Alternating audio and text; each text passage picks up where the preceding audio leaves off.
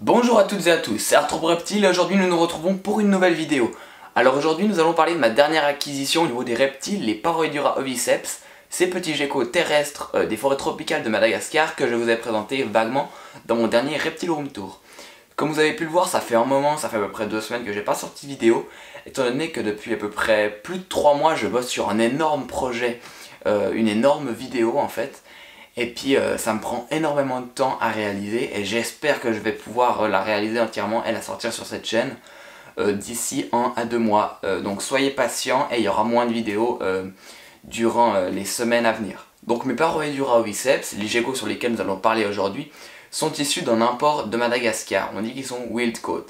Alors là, je vais vous arriver. La moitié d'entre vous, vous êtes en train de mettre un pouce rouge à cette vidéo. L'autre moitié, vous êtes en train de vous demander comment je vais justifier cet acte horrible. Avant tout, je tiens à dire qu'il n'y a pas d'excuse valable pour arracher un animal à son environnement naturel.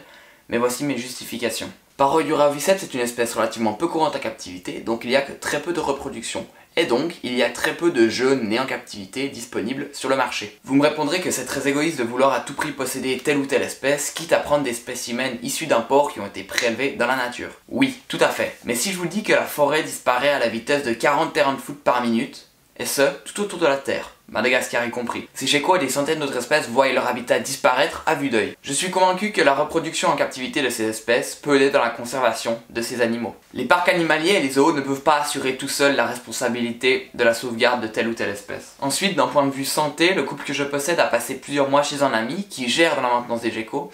Il a même réussi à obtenir une reproduction avec des jeunes à la clé, donc juste pour ça, on peut le féliciter. Je crois qu'on en a fini pour la partie la plus tendue et entrons maintenant dans le vif du sujet. C'est parti. Je vous l'ai dit, les Paroidura oviceps sont très peu courants en captivité, donc il n'y a que très peu d'informations, par exemple sur internet ou dans les livres.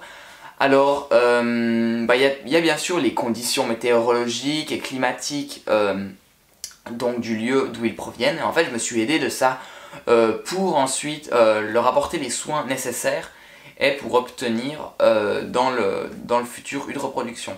Alors actuellement ça fait à peu près je crois 3 mois que je les ai et donc ils se développent très bien, ils mangent et tout mais je n'ai encore pas trouvé d'œufs dans le terrarium donc je vais sûrement réaménager encore le terrarium pour pouvoir facilement prendre les œufs étant donné qu'en fait dans la nature ils viennent des montagnes d'ambre entre autres, donc c'est comme par exemple l'Uroplatus fimbriatus que j'ai derrière moi.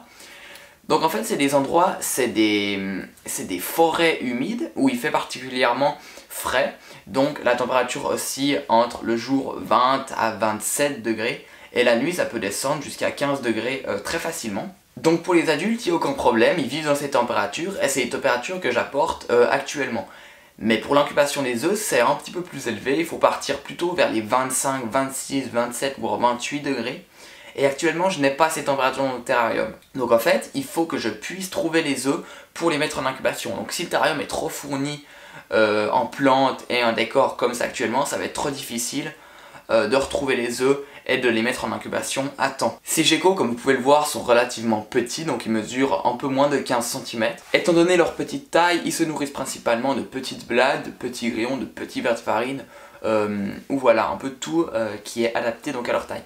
Ensuite, la femelle, étant donné que j'espère avoir des pontes, elle a un petit bol de calcium pour pas qu'elle ait des carences de calcium, en fait pour qu'elle puisse faire des œufs sans prendre dans ses réserves et prendre dans ses os, et qu'après elle ait des problèmes graves. Bon, puis après voilà, il n'y a pas grand chose à dire, je voulais juste vous les présenter, vous dire que j'ai fait l'acquisition de cette espèce, mais sinon, enfin voilà, j'ai pas eu de reproduction, ils vivent leur petite vie tranquille pour l'instant. Donc c'est pas une vidéo hyper pleine avec monstre, beaucoup d'informations ou quoi que ce soit. Donc voilà, en parlant des Paroidura, vous savez normalement si vous avez vu mon Reptile Room Tour que j'ai eu des Paroidura picta qui ont fait des pontes. Donc j'ai désormais 5 œufs, j'en ai retrouvé un l'autre jour, il est particulièrement petit, je ne sais pas s'il est viable.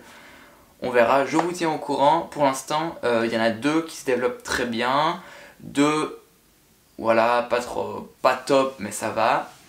Et puis mais ils ont pas moisi, ils ont pas flétri ou je sais pas quoi.